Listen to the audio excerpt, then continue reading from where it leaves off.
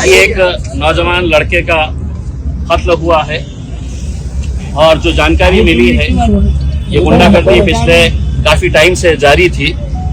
अगर पुलिस सही तरीके से कार्रवाई करती, गुंडागर्दी अगर कोई कर रहा है और उसको अगर खुली छूट दे रहे हैं तो उसकी हिम्मत कैसे बढ़ते जाती है कि आखिर में वो किसी एक इंसान की जान ले लेता है।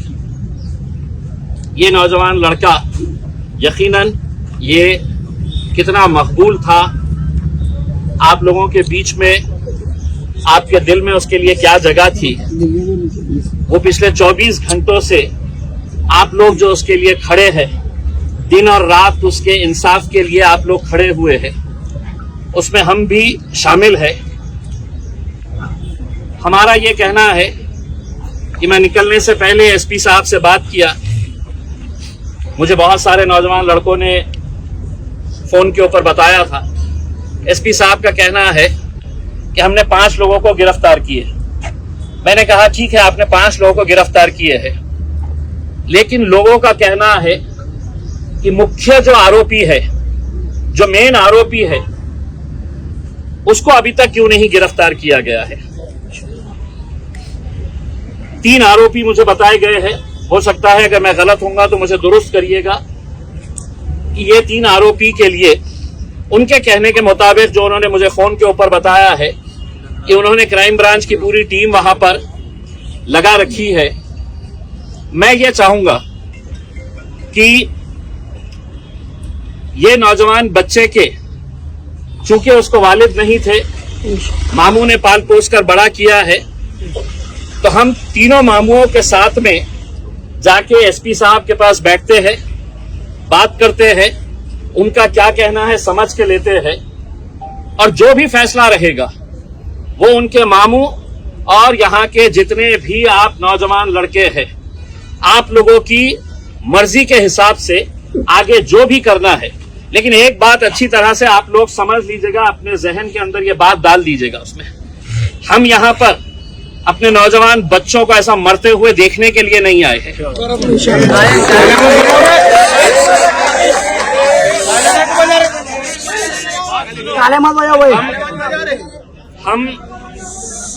मैं किसी हालत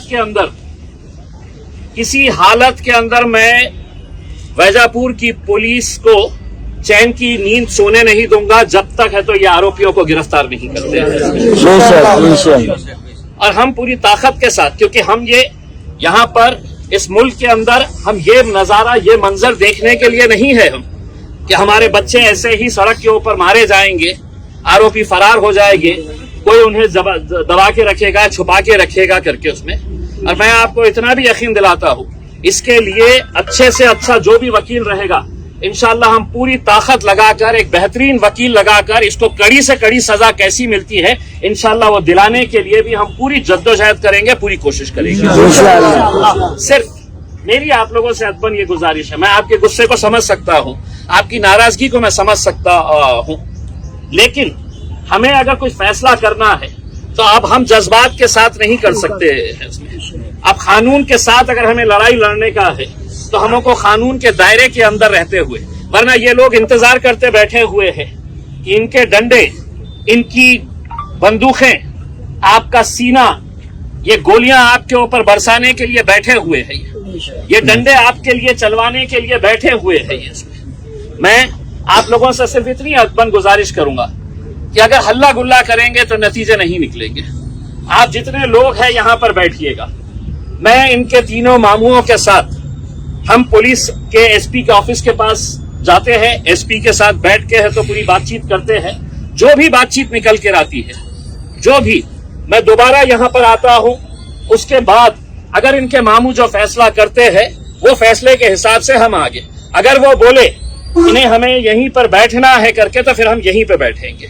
अगर ये जो भी फैसला करते हैं उस हिसाब से, लेकिन हल्लड़बाजी ना करते हुए, कोई नारेबाजी ना करते हुए। देखिए, अपने घर का एक बच्चे का इंतकाल हुआ है, यहाँ पर हम तालियां बटोरने के लिए थोड़ी आए हैं। आप यहाँ पर अगर किसी मुद्दे के ऊपर अगर तालियां बजा रहे हैं तो आप सोचिएगा कि ये मौता अकेले है तो इनके घर में नहीं हुई है, हमारे हर एक के घर में ये मौता हुई है।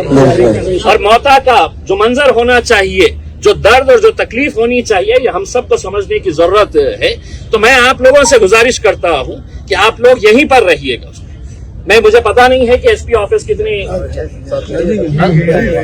आप यहाँ पे जितने भी लोग हैं आप यहाँ पे रहेंगे। मैं सिर्फ उनके 3 मामुओं को लेके जाऊंगा, मैं सिर्फ 3 मामुओं को उनके लेके जाऊंगा। उसमें उनके घर वाले जो है वो फैसला करेंगे।